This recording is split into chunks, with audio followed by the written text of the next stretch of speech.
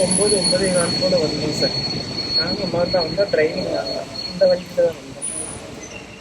வந்தால் அந்த தம்பி, அந்த அஜித்துங்கிற தம்பி, எனக்கு பேர் தெரியாது, அப்புறமா தான் தெரியும், முன்னாடி நின்றுட்டு இருந்தாப்படி.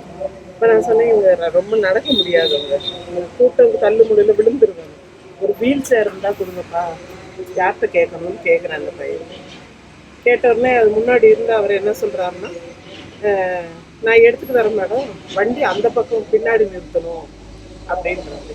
நான் இவங்களை பாதுகாப்பு பண்ணிட்டு அப்புறம் போய் நிறுத்திட்டு வரேன், இப்போ விட்டுட்டு போக முடியாது, அங்கிருந்து இவங்க நடக்கவும் முடியாதுன்னு. அந்த பையன் உள்ள ஓடி போய் வீல் சேர் எடுத்துட்டு வராது. எடுத்துட்டு வந்து அம்மாவை அதில் உட்கார வச்சுட்டு அந்த ரேம்ப்ல என்னால் ஏற்ற முடியும். முன்னாடி நுழைவாயில் ரொம்ப அதிக இதாக இருக்குது, என்னால் தள்ள முடியல, சமாதானத்தில் தான் தள்ளியது. இப்போ அந்த தம்பியை அம்மாவை தள்ளி அந்த இன்னும் நுழைஞ்சோடனே ஒரு குட்டி விநாயகர் கோயில் இருக்குது, அங்கே கோயிலுக்குள்ளே அங்கே நிப்பாட்டி வச்சிடாரு. நான் அம்மாட்ட சொல்கிறேன், இருங்கம்மா, தேங்காய் பழம்லாம் நான் வாங்கிட்டு வந்துடுறேன், வண்டியும் நிறுத்திட்டு வந்துடுறேன், இங்கே வாசல் முன்னாடியே நிறுத்தி வரேன். அந்த பையன் வந்துட்டு, இல்லை மேடம் சாவியை கொடுங்க, நான் போய் நிறுத்திட்டு வந்துடுறேன் சொல்கிறா. அப்படி எனக்கு வண்டியில் என்ன இருக்குது என்ன எடுத்தோன்னு, சரி தேங்காய் பழம் வாங்குகிறோம், அதுக்கு காசு வேணும், தட்டில் உண்டியலில் போட காசு வேணும்.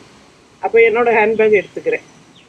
இவங்களோட ஹேண்ட்பேக் பின் சீட்டில் இருக்குது. எப்படின்னா ஒரு கட்டைப்பையில் கீழே பேக் வச்சுருக்காங்க, மேலே இவங்களோட துணிமணி. அந்த அன்றைக்கி ஆக்சுவலாக ஹாஸ்பிட்டல் போகிறதா தான் கிளம்பி போகிறோம். இவங்களுக்கு தலையில் வந்து ஸ்கேன் எடுக்கணும், அடிக்கடி தலை சுற்றுதுன்னு சொல்லிகிட்டே இருக்காங்க. ஸ்கேன் எடுக்கணும் டாக்டர் சொல்லுவாங்க, ஸ்கல் ஸ்கேன்.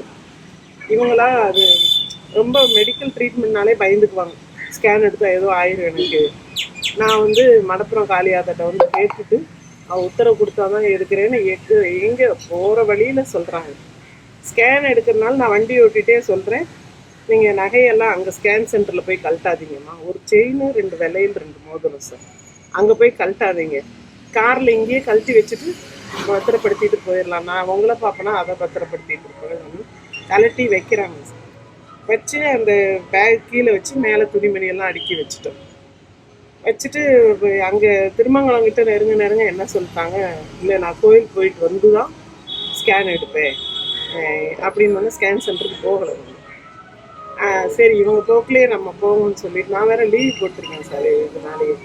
சரின்னு நேராக கோயிலுக்கு விட்டோம். அன்றைக்கி ட்ரெஸ்ஸுமே நான் ஹாஸ்பிட்டல் போகிறோன்னு ஒரு சாதாரண ஒரு வீட்டுக்கு போடுற ட்ரெஸ் மாதிரி ஒன்று தான் போட்டு வந்துருந்தோம்.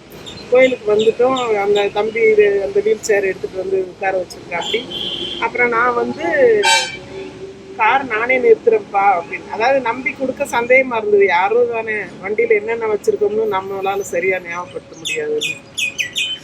இல்லை மேடம் நானே நிறுத்திட்டு வந்துடுறேன் அப்படின்னா, ஒரு யூனிஃபார்ம் போட்டிருந்தனால டெம்பிள் ஸ்டாஃபு நம்பி கொடுக்கலாம், ஏன்னா யாருன்னு கேட்டுக்கலாம்லன்னு சொல்லி நம்மளும் இவங்களையும் தனியாக ரொம்ப நேரம் உட்கார இப்படி சரிஞ்சிட்டாங்கன்னா என்ன பண்ணுறதுன்னு நான் என்ன பண்ணேன், அவர்கிட்ட நம்பி சாவியை கொடுத்தேன்.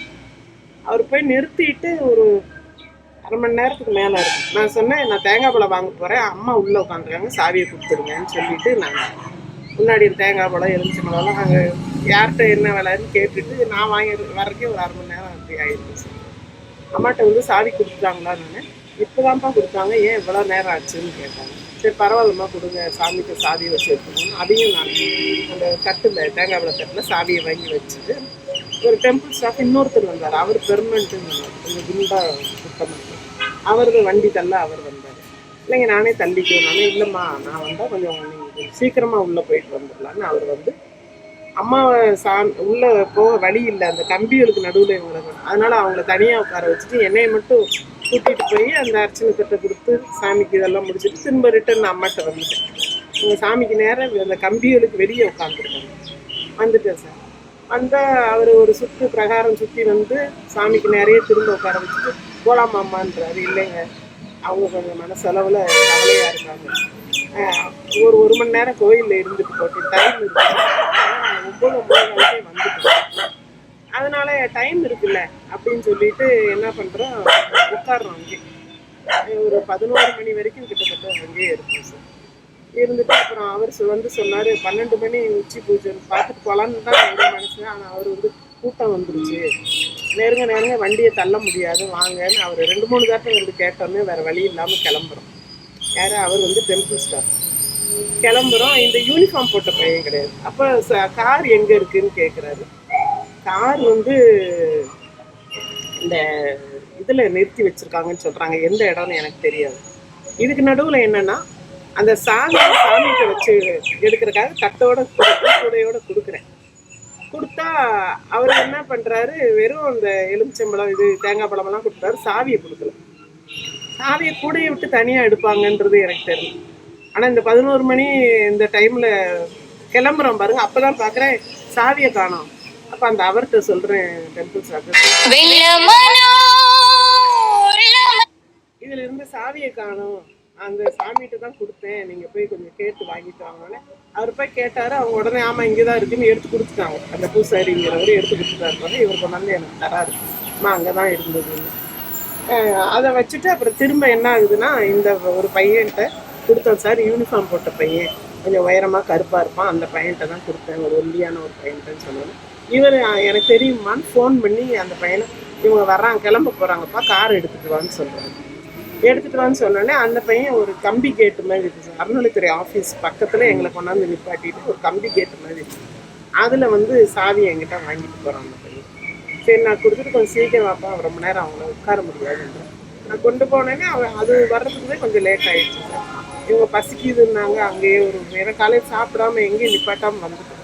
புளியோதரை கோயிலுந்தே வாங்கி அவங்க வண்டி வரக்குள்ளே சாப்பிடுங்கம்மான்னு சொல்கிறேன், சாப்பிட்றாங்க.